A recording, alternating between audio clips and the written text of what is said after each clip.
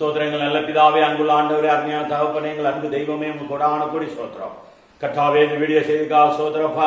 கர்த்தாவே, என்ன பேசுத்தமா இருக்கிற வார்த்தையை தான் எப்படியாவது உடைய இறக்க எங்களுக்கு கிடைக்கணும், உடைய கிருபை கிடைக்கணும். உங்களுடைய கோபத்துக்கு நாங்க ஆளாக கூடாது. ஆண்டவரே கிருபை செய்யும். ஆண்டவரே, உங்க பார்த்து முற்றமிடுகிறோம். கிருபையாய் இயேசுவின் நாமத்தில் ஜெபிக்கிறோம் நல்ல பிதாவே. கர்த்தருக்கு ஸ்தோத்திரம். கர்த்தருக்கு ஸ்தோத்திரம். பிரியமான தேவ ஊழியக்காரர்கள், விசுவாசி யாவருக்கும் அடிய மறுபடியுமாக மத்தியில் இந்த ஸ்தோத்திரம் செய்தி மூலமாக சந்திக்க கர்த்தர் செய்த தேவனுக்கு ஸ்தோத்திரம் உண்டாவதாக. இந்த நாளிலும் ஆதியாகமம் புஸ்தகம் 1ஆம் அதிகாரம் 26ஆம் வசனத்திலிருந்து நாம் அந்த வசனங்களை நாம் வாசிக்க கேட்போம். அதை நாம் தியானம் பண்ணுவோம். கர்த்தர் உதவி செய்வாராக. ஆதியாகமம் 1:26 பின்பு தேவன் நமது சாயலாகவும் நமது ரூபத்தின் படியையும் மனுஷனை உண்டாக்குவோமாக.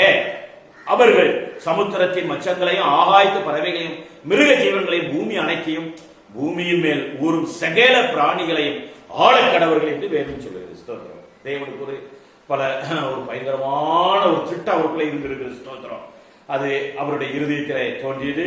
என்னென்றால் ஸ்தோத்திரம், பின்பு தேவன் நமது சாயலாகவும் நமது ரூபத்தின்படியேயும் மனுஷனை உண்டாக்குவேன் என்று சொல்லாமல் உண்டாக்குவோமாக. அதாவது பிதா, குமாரன், பரிசுத்த ஆவியானவர் இவர்கள் சேர்ந்து என்ன செய்திருக்கிறார்கள்? மனிதனை உண்டாக்க வேண்டும் என்று சொல்லி ஸ்தோத்திரம் என்ன செய்யப்படுகிறது? தேவ தமது சாயலாக தமது ரூபத்தின்படியும். அப்படி என்று சொன்னால் தமது சாயல் என்று சொல்லும் போது அதாவது அவருடைய குணாதிசயங்களை குறிக்கிறது. ரூபம் என்று சொல்லும் போது நம்முடைய வெளி அவயங்களை குறிக்கிறது. ஸ்தோத்திரம். பிரியமானவர்களே, இந்த உலகத்துல கோடிக்கணக்கான உயிரினத்தை ஆண்டவர் உண்டாக்கி இருக்கிறார். எத்தனை உயிரினங்களி கணக்கே கிடையாது. ஸ்தோத்திரம். கடலுக்குள்ள எண்ணிறந்த ஜீவன்கள். ஸ்தோத்திரம். மற்றும் இந்த பூமியில பார்த்தா ஏராளமான உயிரினங்கள். ஸ்தோத்திரம். நம்மளோட ரொம்ப பெரியது, சின்னது, ஏகப்பட்ட உயிரினங்கள் இந்த பூமியில கர்த்தர் செய்திருக்கிறார், உண்டு பண்ணி இருக்கிறார். ஸ்தோத்திரம். பாருங்க, இந்த உலகத்துல மனுஷனுக்கு சமமாக ஒரு உயிரை எடுக்க முடியுமா? அதனாலதான் வேதம் சொல்லுகிறது நமது சாயலாக. அப்போ பாருங்க, நம்மளை அவருடைய குணத்திலையும் அவருடைய ரூபத்துல தான் ஆதியிலே தேவன் என்ன செய்திருக்கிறார், உண்டு பண்ணினார் என்று சொல்லி அங்க வேதம் சொல்லுகிறது. ஸ்தோத்திரம். ஆகையால் ஸ்தோத்திரம், உலகத்துல எத்தனை கோடி உயிரினங்கள் இருந்தாலும் மனுஷனுக்கு என்ன செய்யாது, கிட்ட எதுவுமே வராது. அதனால ஆண்டு சொன்ன வார்த்தை எவ்வளவு உண்மையா இருக்கு பத்தியா? ஸ்தோத்திரம். அவர்கள் சமுத்திரத்தின் மச்சங்களையும் ஆகாயத்து பறவைகளையும் மிருக ஜீவன்களையும் பூமி அனைத்தையும் பூமியின் மேல் ஊரும் சகல பிராணிகளை ஆழக்கடல். பாருங்க, இன்றைக்கு மனுஷ சொத்தோட வளர்ந்துகிட்டு ஒரு சின்ன மனுஷனா இருந்துகிட்டு இந்த உலகத்துல எல்லாவற்றையும் வந்து ஆளுகை செய்யறான். ஆண்டவர் சொன்ன வார்த்தை எவ்வளவு உண்மையா தெரியுமா? சோத்திரம். வேதத்துல சொன்ன எல்லா வார்த்தையும் சோத்திரம் ஆமீன் ஆமீன் என்று இருக்கு. ஒரு வார்த்தை கூட சந்தேகப்பட முடியாது. அப்போ இன்றைக்கு இது மாதிரி எத்தனையோ சாட்சிகள் இருக்கு. ஸ்தோத்திரம். அப்போ இந்த உலகத்துல இன்னைக்கு ஏராளமானவை எல்லாவற்றையும் வந்து என்ன செய்யலாம்? சோத்திரம் ஆளுகை செய்கிறார் மனுஷன் தான். ஸ்தோத்திரம். பாருங்க, சோத்திரம். நம்மளை போலதான் ஆண்டவரே இருக்கிறார். அவர் சாயில இப்ப நமக்கு எப்படி 2 கை இருக்கோ அது போல நமக்கு 2 காலு, நம்முடைய முகம், வாய், காது, தலை, இப்படி நம்மை போல. என்ன ஒரு வித்தியாசம் என்னன்னா, இதுல வந்து கொஞ்சம் அசுத்தம் கிடையாது. இது அசுத்த சரீரம் சபிக்கப்பட்டது. ஆதாமுடைய சரீரம் எப்படி இருந்தா அது போலதான் உண்டாக்கி இருக்கிறார். அவரை போலதான் ஆதாம் உண்டாக்கி இருக்கிறார். சோத்திரம். ஆனா பாருங்க, அதுக்கப்புறம் சபிக்கப்பட்டதுக்கு பிறகு அதே உருவமா இருந்தாலும் என்ன செய்து விட்டது? ஸ்தோத்திரம். நம்முடைய சரீரத்துல சாப்பிட ஆகாரங்கள் அசுத்தமாக வேண்டியதாயிடுச்சு. அப்புறம் சரீரத்துல வேர்வைகள், அடுத்தது வேர்வையினால அழுக்குகள், அழுக்கினால நாற்றங்கள், இப்படியாக அடுத்தது வந்து ஸ்தோத்திரம் இப்படி ஸ்தோத்திரம் பூமியிலே சாபத்தை பெற்றுக் கொண்டது. ஆதாம் நிமித்தமா சாபம் ஏற்பட்ட அப்படின்னால் பாருங்க, எத்தனை வருஷங்கள் ஆனாலும் பழம் செய்யாது. ஸ்தோத்திரம். ஸ்தோத்திரம் அழுகி போவார். இன்னைக்கு பாருங்க, சாபத்தை வாங்கினதுனால பழங்களும் அழுகி போகுது. ஸ்தோத்திரம். கொஞ்ச நாள் கழிச்சு அழிவு இல்லாம தேவ சுத்தம். ஏன்னா ஆண்டவர் சொன்னார், ஆதியிலே எல்லாவற்றையும் உண்டாக்குறது நல்லது என்று கேட்டேன். அப்ப அழுகிறது எப்படி? அழுகிறது இல்ல. ஸ்தோத்திரம். நல்லது என்று கட்டேன்னா அழுகிறது நல்லது கெட்டதா? கெட்டது. அப்போ வந்து ஸ்தோத்திரம், கர்த்தர் உண்டு பண்ண எல்லா விருட்சங்களும் என்ன செய்ய கெட்டு போவாது, அழுகாது. எவ்வளவு 4 நாளும் என்ன செய்யும், அப்படியே தொங்கிட்டு கிடக்கும். ஸ்தோத்திரம். பாருங்க, எத்தனை வருடங்கள் ஆகிட்டு சூரியன் அப்படியே வேலை செஞ்சுட்டு இருக்கு, சந்திரன் வேலை செஞ்சுட்டு இருக்கு. அதனால கர்த்தர் ஒரு வார்த்தை சொன்னா என்ன செய்யும், அப்படியே நடந்து கொண்டே இருக்கும், மாறாது. ஸ்தோத்திரம். பாருங்க, நிறைய காரியங்களை சொல்லிக் கொண்டு இருக்கலாம். சுருக்கமா உதாரணத்துக்கு ஒரு சில காரியத்தை மட்டும் தான் சொல்ல முடியும். அங்க 1ஆம் அதிகாரம் 30ஆம் வசனத்திலே சொல்லப்படுது, பூமியில் உள்ள சகல மிருக ஜீவன்களுக்கும் ஆகாயத்தில் உள்ள சகல பறவைகளுக்கும் பூமி மேல் ஊரும் பிராணிகள் எல்லாவற்றுக்கும் பசுமையான சகல பூண்டுகளையும் ஆகாரமா கொடுத்தேன் என்றார். அது அப்படியே ஆயிடுச்சு. அப்ப முதலாவது சிங்க, புலி, கரடி, ஓநாயி இதுகளுக்கெல்லாம் ஆகாரம் என்னத்தை கொடுத்தார்? ஸ்தோத்திரம். அதாவது பசுமையான சகல பூண்டுகளையும் ஸ்தோத்திரம் என்ன செய்தார்? ஸ்தோத்திரம் இதைத்தான் கொடுத்தார் என்று சொல்லப்படுகிறது. ஸ்தோத்திரம். கிழங்கு வகைகள், இந்த சிங்க, புலி, கரடிலாம் எதை தெரியுமா சாப்பிட்டு இப்படி ஒன்று கூட அடிச்சு சாப்பிடல. நீங்க 1ஆம் அதிகாரம் 30ஆம் வசனத்தை நல்லா படிச்சு பார்த்தீர்கள். ஸ்தோத்திரம்.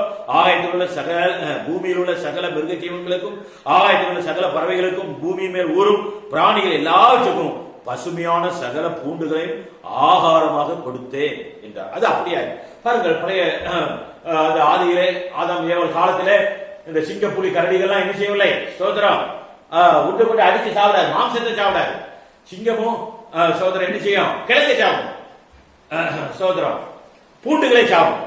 சோதரம் அதுக்கு கர்த்தர் ஆகாரமா கொடுத்தார். பூமி ஒண்ணு சபிக்கப்பட்டிருக்க இந்த சாபம் என்னைக்கு போட்டாரோ அதுக்கு பிறகுதான் என்ன உண்டாயிடுச்சு? எல்லா ஒன்று கொண்டு விரோதங்கள் அதிகமாயிட்டு. ஸ்தோத்திரம். ஸ்தோத்திரம். சிங்க, புலிக்கு ஆகாது. ஸ்தோத்திரம். கரடிக்கு ஆகாது, குரங்குக்கு ஆகாது, மிருகங்கள் ஒன்று கொண்டு ஒத்து போகாது. ஸ்தோத்திரம். விரோதங்கள் உண்டாகிட்டது சாபத்தின் நிமித்தமாக. அதுக்கு முன்னாடி அவங்க ஆகாரம் கொண்டு கொண்டு ஒரு உயிர் கொண்டு சாப்பிடவில்லை. ஸ்தோத்திரம். பாருங்கள், அப்படி தேவன் என்ன செய்தார்? ஸ்தோத்திரம். அப்படிதான் உண்டாக்குனார் என்று எழுதப்பட்டிருக்கிறது. பூமியில என்னைக்கு அந்த சாபம் உண்டாச்சோ அன்றைக்கு என்ன உண்டாயிச்சு? ஸ்தோத்திரம். ஒருவேளை கடல் தண்ணி கூட ஸ்தோத்திரம் நல்ல தண்ணியா இருந்திருக்க வேண்டும். அதுக்கு பிறகு கூட உப்பு தண்ணியா மாறி இருக்கலாம். ஸ்தோத்திரம். அதனாலதான் பூமியில என்ன உண்டாயிட்டு? ஹீட்டு, உஷ்ணம் அல்லது விஷப்படிகள். ஸ்தோத்திரம். மற்றபடி சாப்பிட ஆகாரங்களிலே ஸ்தோத்திரம் முட்டைகோசில வாயு, உருளைக்கிழங்குல வாயு. ஸ்தோத்திரம். இன்னுமாக இதெல்லாம் மிருகங்களுக்கு உணவு ஆட்டை கொடுத்து வச்சிருந்திருக்கிறார். ஸ்தோத்திரம். அந்த 1:30 வசனத்தின்படி பாருங்க, வாயு, சிலதுல பித்தம் இருக்கு. இப்படி பலவிதமான விஷத்தன்மைகள் பாருங்க அது உண்டாயிட்டு. சிலவங்களுக்கு சில தண்ணியில குளிச்சா பிடிக்காது. ஸ்தோத்திரம். சில ஊர் தண்ணி பிடிச்சா சளி பிடிச்சுக்கணும். சில ஊர் தண்ணிக்கு போனாக்கா குளிக்க முடியாது. ஸ்தோத்திரம். சிலவங்களுக்கு இருந்த இடத்தை விட்டு இன்னொரு இடத்துக்கு போனவங்களுக்கு அது ஒத்து வராது. ஸ்தோத்திரம். நான் இந்த இடத்துல பழகிட்டேன் இப்படி எல்லாம் சொல்லி ஸ்தோத்திரம் என்ன செய்யறது? இதெல்லாம் பூமியில விஷத்தன்மைகள் உண்டாகும். ஸ்தோத்திரம். ஆதாம் நிமித்தமா கர்த்தர் என்ன செய்தார்? பூமியை சபிக்கப்பட்டபடியினால் பூமி எங்க எல்லாவற்றிலும் என்ன செய்து விட்டது? விஷச்செடிகள் உண்டாகிவிட்டது. இதுக்கு முன்னாடி ஆதியில விஷச்செடிகள் கிடையாது. ஸ்தோத்திரம். பாம்புக்குள்ள விஷம் கிடையாது. ஸ்தோத்திரம். மற்றும் மிருகங்களுக்குள்ள என்ன செய்ய கிடையாது? விஷம் கிடையாது. ஸ்தோத்திரம். ஏனென்றால் ஸ்தோத்திரம் எல்லாத்தையும் நல்லது இருந்த கண்டேன் என்று சொன்னார். ஆகையால் ஸ்தோத்திரம் பூமியில கர்த்தர் ஸ்தோத்திரம் இப்படியாக ஸ்தோத்திரம் அந்த சாபத்துக்கு பிறகு என்ன செய்து விட்டது? பயங்கரமான தீர்வு உண்டாயிற்று. பிள்ளை போடும்போது வேதனையோடு பிள்ளை போடுவாய். ஸ்தோத்திரம். ஒரு காலத்திலே ஸ்தோத்திரம் பாருங்க, ஆபரேஷன் பெண்களுக்கு மாசம் குழந்தை பெற்று எடுக்கிறது, ஆபரேஷன் எடுக்கிறது அரிதாயிரு. இன்னைக்கு ஸ்தோத்திரம் பாருங்க, இந்த தெய்வ அதாவது ஸ்தோத்திரம் சுகப்பிரசவம் என்பது அரிதாயிருக்கு. ஸ்தோத்திரம். இப்படியாக உலகம் முழுவதும் சாபங்கள், பாவங்கள், வியாதிகள் எல்லாம் என்ன செய்து விட்டது? ஆதாமுக்கு கர்த்தர் போட்ட, ஏன்னா ஆதாம் முதல்ல ஆண்டவர் வியாதியை உண்டாக்கல. சிலவங்க சொல்லுவாங்க கர்த்தர் வியாதியை கொடுக்க மாட்டார், நமக்கு தீமை. ஆதியாகமத்தை வெளிப்படுத்துவாங்க. ஆயிரக்கணக்கான வசனம் இருக்கு. ஸ்தோத்திரம். எலிசா இந்த மனுஷனும் மரணத்துக்கு ஏதுவான வியாதியில கடத்தில கிடந்தார். ஸ்தோத்திரம். இன்னும் பவுல் இன்னும் ஏராளமான காரியங்கள் உண்டு. சில வஞ்சகமான உபதேசங்கள். உங்களுக்கு வியாதியே வரக்கூடாது, உங்களுக்கு எந்த பிளவினமே வரக்கூடாது, உங்களுக்கு எந்த கஷ்டங்களும் வரக்கூடாது, ஒண்ணுமே உங்களுக்கு வராது, அதெல்லாம் தேவ சுத்தம் கிடையாது. ஸ்தோத்திரம். அப்படிதான் சொல்லி அப்படியே இடிச்சுவா மாய்க்கு பண்ணுவாங்க. ஸ்தோத்திரம். ஆனா உண்மையான நிலவரம் என்னன்னா, தேவன் நம்ம மனம் திரும்புவதற்காக, நம்முடைய குற்ற குறைகள் நிமித்தமாக, நம்முடைய பாவங்களுக்கு தக்க வியாதியும் பிளவினங்களும் சில காரியங்களை கொடுத்து என்ன செய்யறார்? நம்மை சீர்படுத்துகிறார். ஸ்தோத்திரம். அப்ப பாருங்க, சொல்லும் போது சிலவங்களுக்கு கஷ்டமா இருக்கும். அதே சமயத்தில் உங்களுக்கு வியாதி, கஷ்டம், துன்பம் ஒன்றுமே உங்களுக்கு வராது. கர்த்தர் எல்லாவற்றையும் ஐயா பல விதமான பாடுகளையும், கஷ்டங்களை, துன்பங்களையும், வேதனைகளையும், நிந்தைகளை, அவமானங்கள் இதெல்லாம் கர்த்தர் ஒரு மனிதனை ஆத்மனை உருவாக்கி கொண்டு இருக்கிறார். ஸ்தோத்திரம். ஆகையால் இந்த மாதிரி பிரசங்களை கேட்டு பழக கூடாது. ஸ்தோத்திரம். இப்படி வேதத்தில் எழுதப்பட்ட பிரசங்கங்களை தான் நம்ம கேட்டு பழக வேண்டும். பிரியமானவர்கள், இது மாற்றி பேசலாம், எப்படி வேணாலும் பேசலாம், யார் வேணாலும் பார்த்து பேசலாம், ரட்சிக்கப்படாதவர்கள் பேசலாம், அரசியல்வாதிகள் பேசலாம், யார் வேணாலும் பேசலாம். ஆனா ஸ்தோத்திரம் ஒரே ஒருவர் எப்படி தெரியுமா பேசுவாங்க? ஸ்தோத்திரம். அங்க 1 கொரிந்தியர் புஸ்தகத்திலே அங்க சொல்லப்படுகிறது, பவுல் சொல்லுகிறார். ஸ்தோத்திரம். என்ன சொல்லுகிறார் என்று சொன்னால், ஸ்தோத்திரம் ஸ்தோத்திரம் அவர் என்ன சொல்லுகிறார் என்று பார்ப்போம். ஸ்தோத்திரம். 1 கொரிந்தியர் புஸ்தகம் 2ஆம் அதிகாரத்திலே, அவைகளை நாங்கள் மனுஷ ஞானம் போதிக்கிற வார்த்தைகளால பேசாமல், அப்ப மனுஷ ஞானத்திலே இந்த பைபிள் இருக்கும் வசனத்தை என்ன செய்யலாம்? போதிக்கலாம். ஸ்தோத்திரம். அங்கே பரிசுத்த ஆவி போதிக்கிற வார்த்தைகளாலே பேசி ஆவிக்குரியவைகளை ஆவிக்குரியவைகளோடு சம்பந்தப்படுத்தி காண்பிக்கிறோம் என்று சொல்லி பவுல் சொல்கிறார்.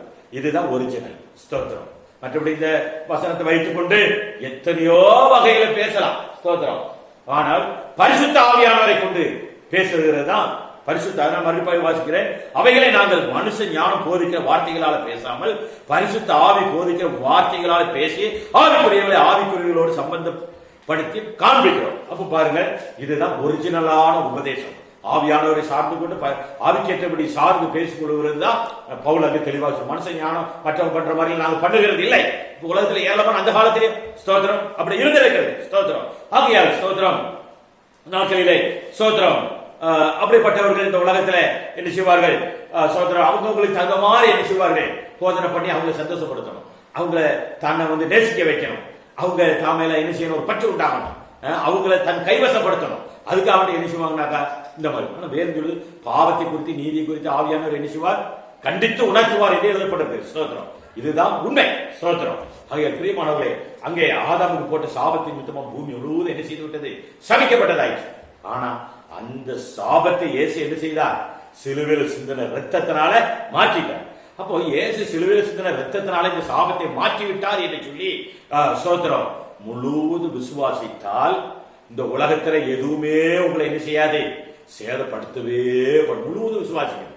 அரைகுறை விசுவாசிச்சா அரைகுறையும் தான் என்ன செய்யும்? வேலை செய்யும். மீதி கொஞ்சம் பாடுகிற கொஞ்சம் அனுபவிக்க வேண்டியிருக்கும். அது நம்ம ஆத்துமா தேறுகிறக்காக. ஸ்தோத்திரம். அதனால ஸ்தோத்திரம் இந்த உலகத்துல ஆதாமுக்கு ஆண்டவர் முதல்ல இந்த உலக தன்மையில் எதுவும் பாதிக்காத அளவுக்கு இருந்தது போல இயேசு கிறிஸ்து எனக்காக சிலுவையில் மரிச்சார் என்ற விசுவாசம் உங்களுக்கு பரிபூர்ணமானால் இந்த உலகத்துல என்ன செய்ய முடியாது?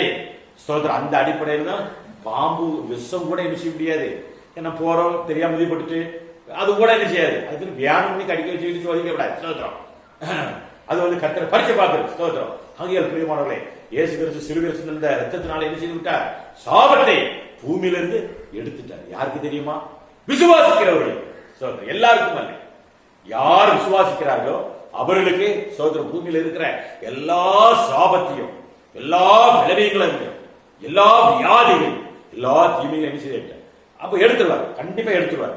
எடுத்து அதுக்கு பிறகு அவர் சொன்ன எல்லா கடிதம் அங்க யாத்திராமத்தில் சொல்லும் போது நான் சொன்ன யாவை நீங்க கை கொண்டால், எல்லாம் நோட் பண்ணிடுங்க, நான் சொன்ன யாவை நீங்க கை கொண்டால் எய்த்தியனுக்கு வரப்பண்ணின வியாதியை ஒன்றே நான் உங்களுக்கு வரப்பண்ணேன் என்று வேதம் சொல்லு. அப்போ வியாதியை வரப்பண்ணுகிறது யாரு?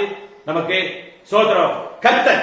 சோதரம் நம்முடைய குறைகள் நிமித்தமாக, நம்முடைய குற்றங்கள் பாவங்கள் நிமித்தமாக அந்த பாவங்களுக்கு தக்க ஸ்தோத்திரம் என்ன செய்கிறார்?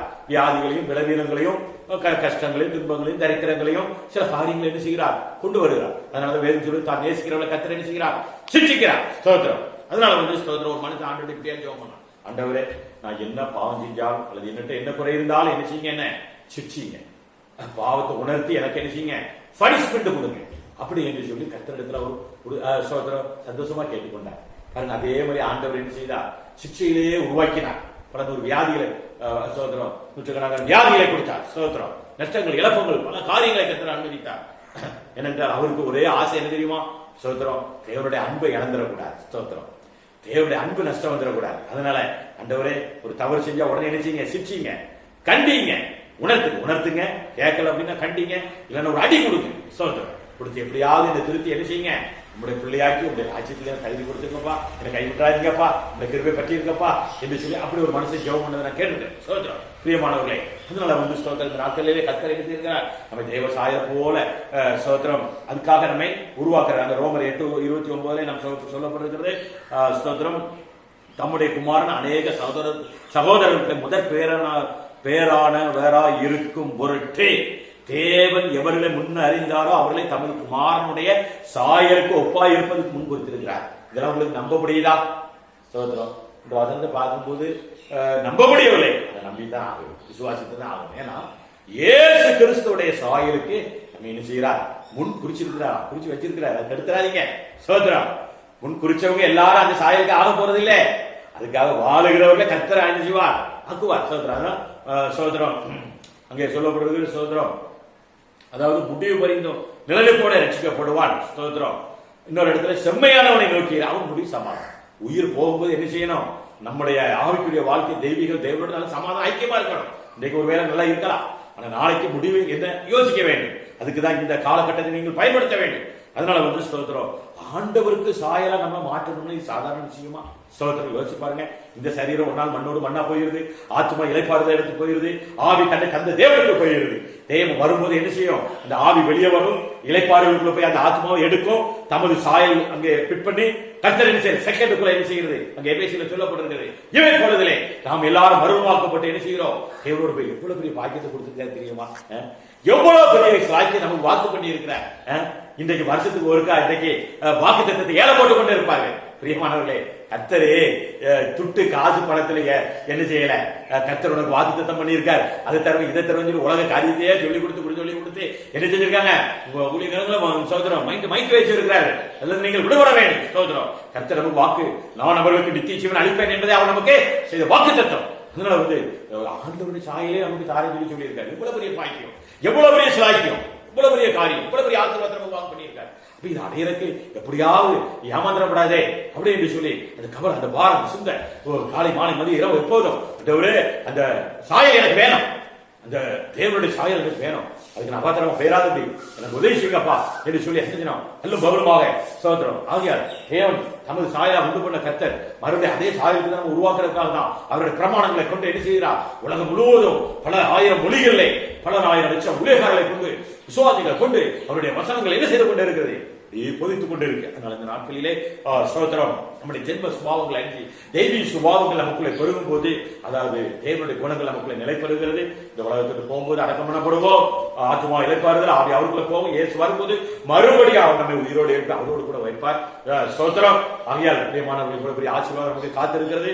ஏமாந்து போகக்கூடாது. கர்த்தர் நமக்கு தேவ சாயலை தர வேண்டும் வாக்கு பண்ணியிருக்கிறார். இந்த நாட்களிலே, இந்த லீவு நாட்கள், இந்த கர்த்தர் இந்த ஆராதனை முடக்கி நமக்கு கொடுத்த இந்த பனிஷ்மெண்ட் நாட்கள், இது நான் சொல்வேன், இது ஒரு பனிஷ்மெண்ட் நாட்கள் என்று சொல்வேன் விசுவாசி ஊழியர்களுக்கு. ஸ்தோத்திரம், தேவ சமூகத்தில் காத்திருக்கணும். டெய்லி 10 to 2 வரைக்கும் நீ கண்டிப்பாங்க வாசல் நீ ஜெபம். ஸ்தோத்திரம். சும்மா 5 வேலை படுத்து உறங்கி நேரத்தை வேஸ்ட் பண்ணி அதை டிவியை பார்த்து, அல்லது நான் நிறைய செய்தியை கேட்டேன், பிரசங்கத்தை கேட்டேன், என்னத்தை கேட்டாலும் சரி, நீங்க தேவ சமூகத்தில் இருந்து உங்க வழியை சரி பண்ணாம ரோஜனமே இல்லை. பிரியமானவர்களே, நீ கோடிக்கணக்கான ஊழியர்கள் உலகம் முழுவதும் ஜெபம் பண்ணி கொண்டு இருக்கிறார் இந்த வியாதிக்காக. ஆனா பாருங்க, சோதரம் வியாதி காரணத்துக்காக என்ன செய்யறது இல்லை, நிறைய பேர் ஜெபிக்கிறது இல்லை. சோதரம், அந்த காரணங்கள் ஒவ்வொரு தனிப்பட்ட முறையில வரும். இப்ப கூலிக்காரன் ஜெபம் பண்ணனால பல நன்மைகள் நடந்த காரியங்கள் உண்டு. ஆனா இந்த காரியத்துல ஒவ்வொருவரும் தனிப்பட்ட முறையில தேவ சமூகத்தை தேடி சோதரம் ஒரு பேப்பர் நோட்டை எடுத்து வச்சு தெய்வத்துக்கு முறையாக நான் செய்த துரோகம் என்ன என்பதை எழுதி வைத்துக் கொண்டு தங்களை நம்ம ஆராயும் போது சோதரம் ஒருவேளை நமக்கு இறக்க வச்சுக்கிறோம் தருவார் என்று கர்த்தருக்கு நம்பி அவங்க மத்தியில் பேசி கர்த்தர் உங்களை ஆசிரியப்பாரா, கர்த்தருடைய இறக்கம் கிடைப்பதா? கர்த்தர்